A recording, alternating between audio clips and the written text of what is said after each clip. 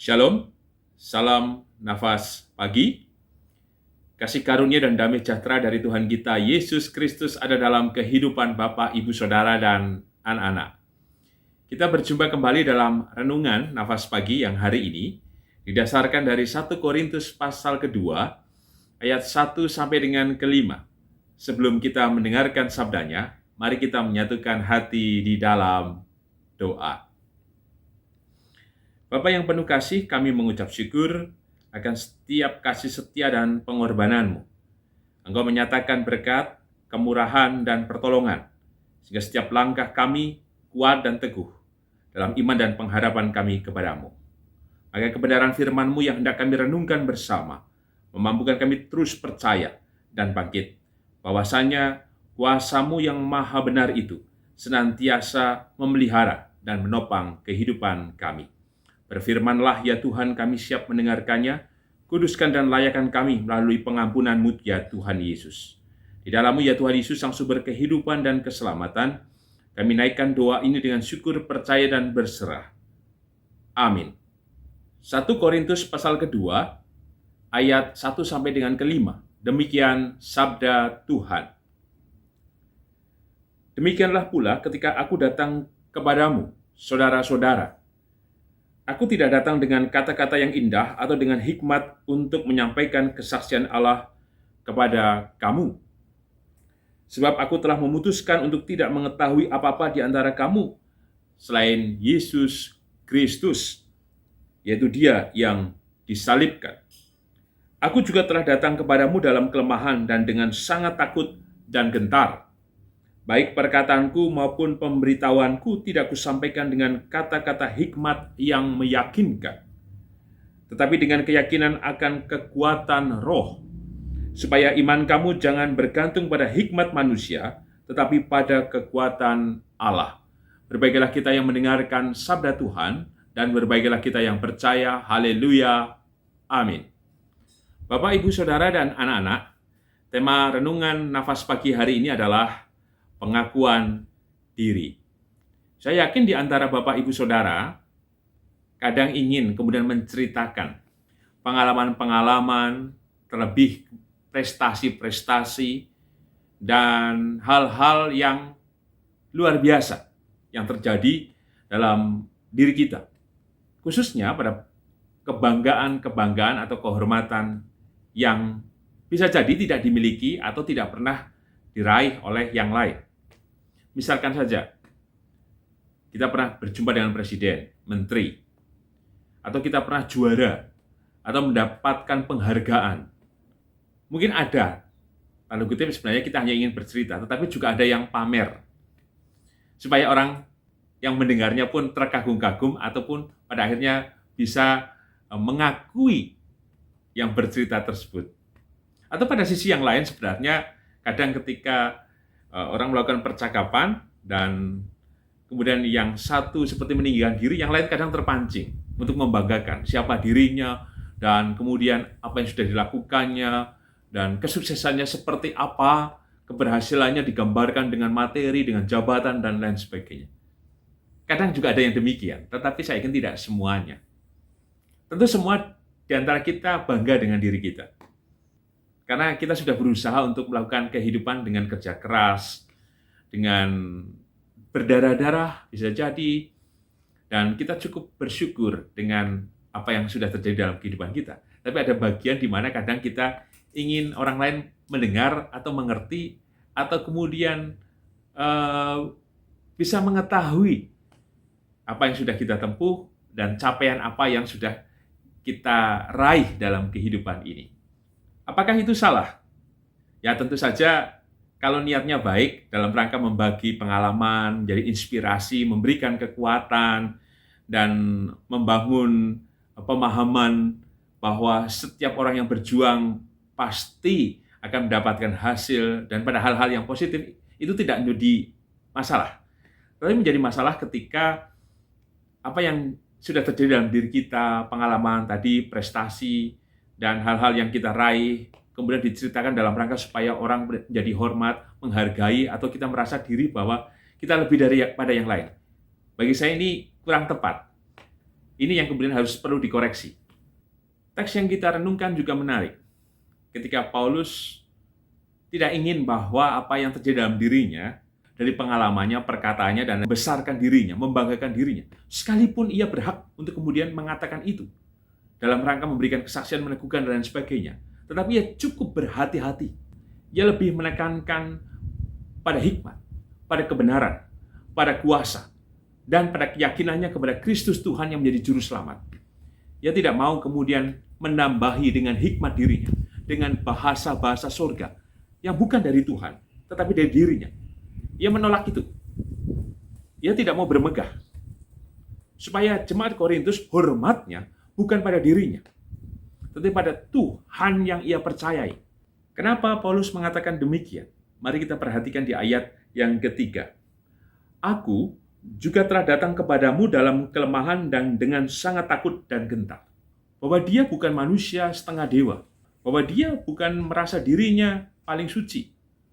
Bahwa dirinya mengakui bahwa dia bukan yang paling utama. Betul, ia adalah rasul yang diutus Tuhan. Tapi bukan berarti posisi imannya dia lebih dari yang lain.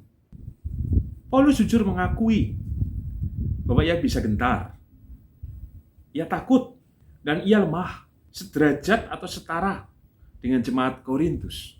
Maka jemaat Korintus kiranya tidak memandang dia seperti Tuhan. Dan jemaat Korintus harus bersama-sama dengannya. Untuk kemudian, seperti di ayat yang ke-31, barang siapa yang bermegah, hendaklah ia bermegah di dalam Tuhan. Artinya apa? Membangun kehidupan, berjumpa dengan kasih kuasa dan kemurahan Tuhan yang senantiasa ada, dengan kekal menyapa, memelihara kehidupan jemaat Korintus dan juga Paulus. Inilah yang harus dibanggakan, pegang, dan kemudian jemaat supaya bersandar seutuhnya kepada Tuhan. Bukan kata-kata hikmat dari Paulus atau kata-kata orang lain. Pesan apa yang kita terima dalam renungan nafas pagi hari ini? Yang pertama, mari kita perhatikan ayat yang pertama. Demikianlah pula, ketika aku datang kepadamu saudara-saudara, aku tidak datang dengan kata-kata yang indah atau dengan hikmat untuk menyampaikan kesaksian Allah kepada kamu. Paulus menekankan bahwa dirinya tidak layak untuk dikultuskan, termasuk ucapan-ucapannya. Sehingga jemaat Korintus tidak boleh terpesona dengan pribadinya. Paulus berharap bahwa jemaat Korintus memandang Tuhan Yesus yang telah mengutus Paulus. Bahwa kedatangan Paulus bukan semata-mata karena keberhasilan, kemampuan, kepandaian, kekuatan Paulus sendiri. Bukan. Paulus mengajak jemaat Korintus, ayo, lihatlah. Aku ini bukan apa-apa dan bukan siapa-siapa sehingga engkau tidak layak menyembah aku. Justru yang engkau harus sembah adalah Tuhan. Dan engkau harus bermegah di dalam Tuhan. Bermegah dalam hal apapun. Hal inilah yang menjadi panggilan kita. Bahwasanya segala sesuatu yang ada dalam diri kita. Jangan membuat diri kita mengkultuskan diri juga. Atau membuat orang kemudian mengkultuskan kita. Supaya orang menjadi tertarik, supaya orang lain kemudian menghormati dan menghargai kita karena kemampuan dan apapun yang kita miliki. Tetapi justru yang harus kita persembahkan adalah bermegah kepada Kristus. Bahwa segala sesuatu yang ada dalam kehidupan kita, kesuksesan, keberhasilan, dan segala capaian-capaian itu, yang harus kita wartakan bukan kemampuan diri dan kebanggaan diri, tetapi bagaimana Tuhan sudah memampukan kita bersama. Bagaimana Tuhan telah menolong, bagaimana Tuhan telah memberkati, bagaimana Tuhan telah hadir dalam situasi-situasi sulit yang kita alami. Jangan pernah kemudian kita menggantikan Tuhan dengan kemegahan-kemegahan diri kita. Tapi akuilah semuanya, bahwa tanpa Tuhan kita tidak bisa melakukan apa-apa. Bahwa semua keberhasilan, bahwa semua kesuksesan, bahwa semua hal yang bisa kita dapat lampaui, itu datangnya dari Tuhan. Dan ketika kita menyampaikan itu kepada yang lain, kiranya sedang memuliakan Tuhan kita, Yesus Kristus. Pesan yang kedua, mari kita perhatikan ayat yang keempat. Baik perkataanku maupun pemberitahuanku tidak kusampaikan dengan kata-kata hikmat yang meyakinkan, tetapi dengan keyakinan akan kekuatan roh. Paulus sadar ia tidak sedang meninabobokan jemaat-jemaat dengan kata-kata yang indah, hikmat yang bisa kemudian orang lain jadi terpesona. Dia bukan penghibur murahan. Tetapi Paulus mengatakan, jika hikmat itu ia sampaikan, sesungguhnya bukan dari dirinya, tapi dari kekuatan roh. Kekuatan roh yang telah menopang hidup Paulus, yang memampukan dirinya terus menjalani panggilan pelayanannya, dalam suka maupun duka. Kita juga demikian. Segala sesuatunya mari kita ceritakan, bahwa kekuatan Tuhan telah hadir atas hidup kita. Sehingga yang kita ucapkan hanya syukur, hanya belas kasih, hanya cinta, hanya semangat untuk berbagi, semangat untuk memperhatikan. Karena Kristus telah menolong kita dan menyelamatkan kita. Bukan semata-mata karena kita pandai berbicara,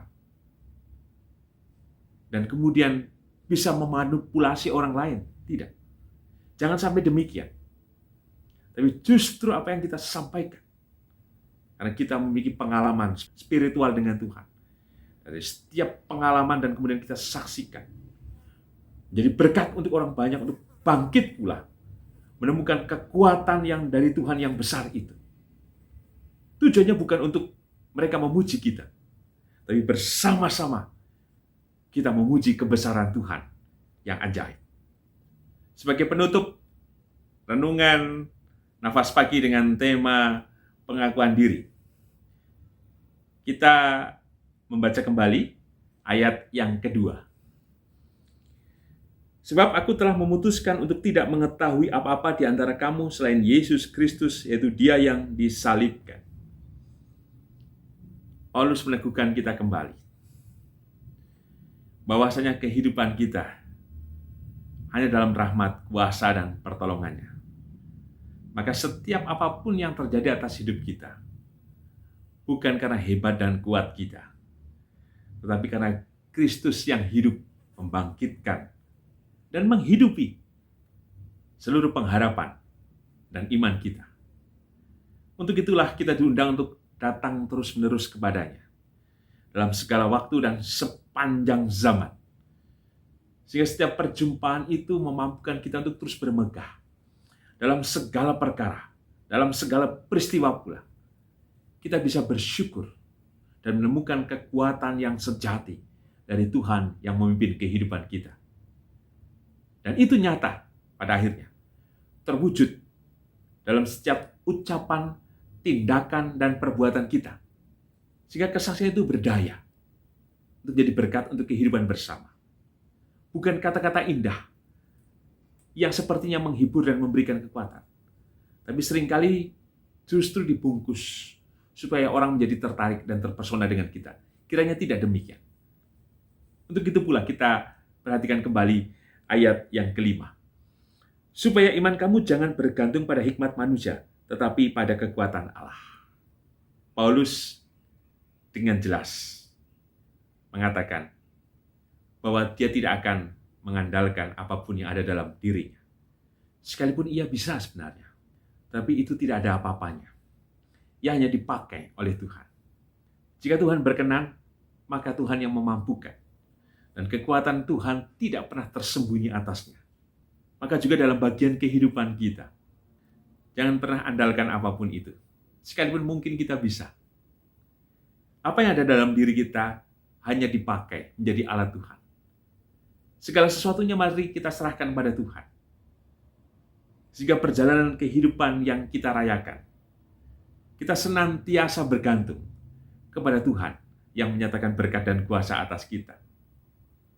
Dan pada akhirnya, apapun yang hendak kita terima, kita jalani, dan hendak kita jumpai, kita percaya kekuatan Tuhan bukan hanya sekedar kata-kata indah, tapi kekuatan yang besar yang menolong kehidupan kita. Hikmat dari manusia kadang hanya sebuah hiasan. Tapi hikmat dari Tuhan adalah kuasa-Nya yang menyatakan diri kini dan selamanya. Mari kita harus terbuka, mengakui diri bahwasanya Tuhan adalah sumber kekuatan dan penopang kita. Amin. Mari kita menyatukan hati di dalam doa. Kami naikkan syukur ya Tuhan akan kebenaran firman-Mu yang telah terjadi dalam hidup kami. Kami diajarkan untuk melakukan pengakuan diri, bahwa segala sesuatunya datangnya dari-Mu Tuhan, sehingga kami dimampukan untuk bermegah dalam segala hal di dalam-Mu Tuhan Yesus. Mampukan kami untuk percaya, mampukan kami untuk mewujudkan dari setiap kata, perbuatan, dan hidup kami, sesuai dengan apa yang terjadi dalam hidup kami, dalam kebenaran dan firman-Mu itu. Mampukan kami berucap dengan jujur, dengan benar, dengan tulus dan murni. Dan jangan biarkan kami membanggakan diri kami, tapi biarlah segala sesuatunya kami kembalikan pada kasih dan kemurahan. Dan terlebih, kami mengandalkan kekuatan-Mu Tuhan yang senantiasa menyapa dan menopang kami. Untuk itu kami percaya pula, Engkau memberkati kami dalam setiap kehidupan kami masing-masing, dalam permohonan, dalam kerinduan, dalam berbagai hal yang kami naikkan kepada-Mu, dalam rupa-rupa peristiwa atau berbagai hal yang sedang kami alami. Kami percaya Engkau menolong, kami percaya Tuhan memberkati, dan kami percaya Tuhan Engkau menyatakan mujizat dan karya-Mu yang besar. Demikian juga atas kehidupan bergereja, tolonglah kami, sigarkan kami, dan kami yakin Tuhan Engkau menyatakan berkat atas kehidupan kami masing-masing. Demikian juga atas kehidupan berbangsa dan bernegara. Engkau hadir Tuhan, dengan kasih rahmat-Mu yang memulihkan. Dan Engkau Tuhan senantiasa terus menyatakan keamanan dan kesejahteraan. Dan Engkau menyatakan berkat ini dan sepanjang masa atas kehidupan bangsa dan negara kami. Di dalam-Mu ya Tuhan Yesus, sang sumber kehidupan dan keselamatan. Kami naikkan doa ini dengan syukur, percaya dan berserah. Amin. Tuhan Yesus memberkati Bapak, Ibu, Saudara, dan anak-anak kini dan selamanya. Amin.